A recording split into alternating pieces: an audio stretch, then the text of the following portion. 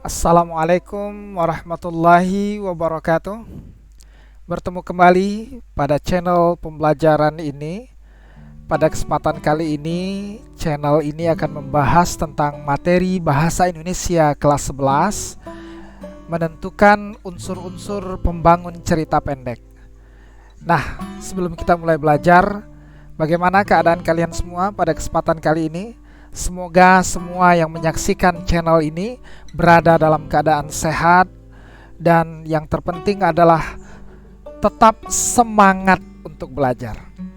Oke, para siswa, pasti kalian sudah tidak sabar untuk membahas, mendengar penjelasan tentang materi ini. Saksikan tayangan berikut ini secara lengkap. Nah, para siswa, seperti halnya jenis teks lainnya, cerita pendek dibentuk oleh sejumlah unsur. Adapun unsur yang berada langsung di dalam isi teksnya dinamakan dengan unsur intrinsik yang meliputi tema, amanat, alur, penokohan, dan latar. Nah, jadi kalian pahami di sini bahwa unsur yang berada langsung di dalam teks dinamakan dengan unsur intrinsik, yang di dalamnya terdapat tema, kemudian amanat, alur, penokohan, dan latar. Kita akan bahas mulai dari tema. Tema adalah gagasan yang menjalin struktur isi cerita. Tema suatu cerita menyangkut segala persoalan, baik itu berupa masalah kemanusiaan, kekuasaan, kasih sayang, kecemburuan, dan sebagainya. Jadi tema merupakan gagasan, tema merupakan gagasan yang menjalin struktur isi cerita. Untuk mengetahui tema suatu cerita, diperlukan apresiasi menyeluruh terhadap berbagai unsur karangan itu. Tema jarang dituliskan secara tersurat oleh pengarangnya.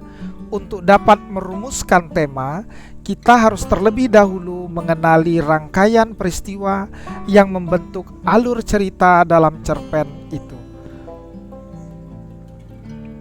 Yang kedua adalah amanat. Amanat merupakan ajaran atau pesan yang hendak disampaikan pengarang. Amanat dalam cerpen umumnya bersifat tersirat, disembunyikan pengarangnya di balik peristiwa-peristiwa yang membentuk isi cerita. Nah, ini merupakan penjelasan tentang amanat. Kehadiran amanat pada umumnya tidak bisa lepas dari tema cerita. Misalnya, apabila tema cerita itu tentang perjuangan kemerdekaan, amanat cerita itu pun tidak jauh dari pentingnya mempertahankan kemerdekaan. Nah, inilah contoh hubungan antara tema dengan amanat. Yang ketiga adalah penokohan. Apa itu penokohan? Penokohan merupakan cara pengarang menggambarkan dan mengembangkan karakter tokoh-tokoh dalam cerita.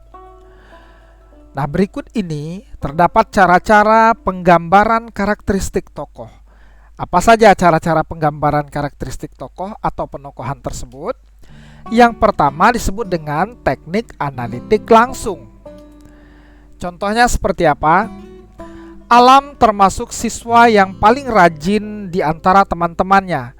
Ia pun tidak merasa sombong, walaupun berkali-kali dia mendapat juara bela diri. Sifatnya itulah yang menyebabkan ia banyak disenangi teman-temannya. Nah, pada kalimat ini dijelaskan bahwa Alam merupakan tokoh yang dijelaskan secara langsung melalui kalimat ini. Maka di sini ini disebut dengan teknik analitik langsung. Kemudian yang kedua, penggambaran fisik dan perilaku tokoh. Contohnya, seperti sedang berkampanye, orang-orang desa itu serempak berteriak-teriak. Mereka menyuruh camat agar secepatnya keluar kantor. Tak lupa, mereka mengacung-acungkan tangannya, walaupun dengan perasaan yang masih juga ragu-ragu. Malah, ada di antara mereka sibuk sendiri menyeragamkan acungan tangannya agar tidak kelihatan berbeda dengan orang lain. Sudah barang tentu, suasana di sekitar kecamatan menjadi riuh. Bukan saja oleh demonstran-demonstran dari desa itu, tapi juga oleh orang-orang yang kebetulan lewat dan ada di sana. Nah, Pada penggalan cerpen ini diceritakan tentang bagaimana keadaan fisik dan perilaku tokoh dari penggalan cerpen ini, yaitu orang yang sedang mengikuti demo di kantor kecamatan. Kemudian yang ketiga, penggambaran lingkungan kehidupan tokoh. Contohnya, desa Karangsaga tidak kebagian aliran listrik, padahal kampung-kampung tetangganya sudah pada terang semua. Nah, pada kalimat ini dijelaskan tentang lingkungan dari kehidupan tokoh yang diceritakan dalam cerpen tersebut. Kemudian yang keempat, penggambaran tata kebahasaan tokoh. Contohnya, dia bilang bukan maksudnya menyebarkan provokasi, tapi apa yang diucapkannya benar-benar membuat orang sedesa marah. Nah, di sini menjelaskan tentang bagaimana ucapan atau kebahasaan dari tokoh yang dimaksud pada cerpen ini. Kemudian yang kelima, pengungkapan jalan pikiran tokoh. Contoh, ia ingin menemui anak gadisnya itu tanpa ketakutan. Ingin ia mendekapnya, mencium bau keringatnya. Dalam pikirannya, cuma anak gadisnya yang masih mau menyambut dirinya. Dan mungkin ibunya, seorang janda yang renta tubuhnya, masih berlapang dada menerima kepulangannya. Nah, ini menjelaskan tentang jalan pikiran tokoh. Yang keenam, penggambaran oleh tokoh lain. Contohnya, ia paling pandai bercerita, menyanyi, dan menari. Tak jarang ia bertandang ke rumah sambil membawa aneka brosur barang-barang promosi. Yang menjengkelkan saya, seluruh keluargaku jadi menaruh perhatian kepadanya. Nah, ini merupakan contoh penggambaran oleh tokoh lain. Oke, sekarang kita masuk unsur yang keempat, yaitu alur. Alur merupakan pola pengembangan cerita yang terbentuk oleh hubungan sebab akibat ataupun bersifat kronologis. Pola pengembangan cerita suatu cerpen beragam.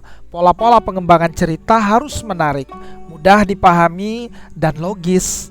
Jalan cerita suatu cerpen kadang-kadang berbelit-belit dan penuh kejutan, juga kadang-kadang sederhana. Nah, ini merupakan alur. Kita lanjutkan latar. Latar atau setting meliputi tempat, waktu, dan budaya yang digunakan dalam suatu cerita.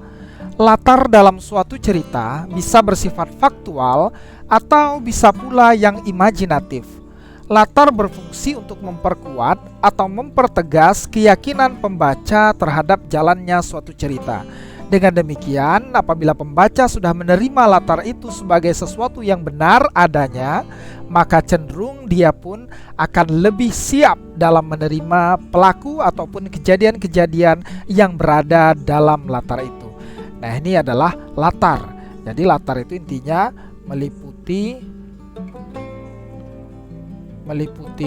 tempat, waktu, dan kemudian budaya. Kita lanjut, yang keenam adalah gaya bahasa. Dalam cerita, penggunaan bahasa berfungsi untuk menciptakan suatu nada atau suasana persuasif serta merumuskan dialog yang mampu memperlihatkan hubungan dan interaksi antara sesama tokoh. Kemampuan sang penulis mempergunakan bahasa secara cermat dapat menjelmakan suatu suasana yang berterus terang atau satiris, simpatik atau menjegelkan, objektif atau emosional. Bahasa dapat menimbulkan suasana yang tepat untuk adegan yang seram, adegan romantis ataupun peperangan, keputusan maupun harapan. Bahasa dapat pula digunakan pengarang untuk menandai karakter seseorang tokoh. Karakter jahat dan bijak dapat digambarkan dengan jelas melalui kata-kata yang digunakannya. Demikian pula dengan tokoh anak-anak dan dewasa, dapat pula dicerminkan dari kosakata ataupun struktur kalimat yang digunakan oleh tokoh-tokoh yang bersangkutan. Nah, demikianlah materi pembahasan kita pada kesempatan kali ini. Mudah-mudahan kalian bisa memahami materi ini dengan baik. Jika masih belum jelas, silakan diulangi untuk memutar tayangan video penjelasan materi ini. Dan jika kalian merasakan bahwa penjelasan pada materi ini bermanfaat bagi kalian, acungkan jempolmu ke atas, kemudian berbagilah video ini sebanyak-banyaknya, dan bagi yang belum subscribe channel ini, silakan subscribe channel yang keren ini. Terima kasih atas perhatiannya. Kita bertemu kembali pada video pembelajaran berikutnya. Wassalamualaikum warahmatullahi wabarakatuh.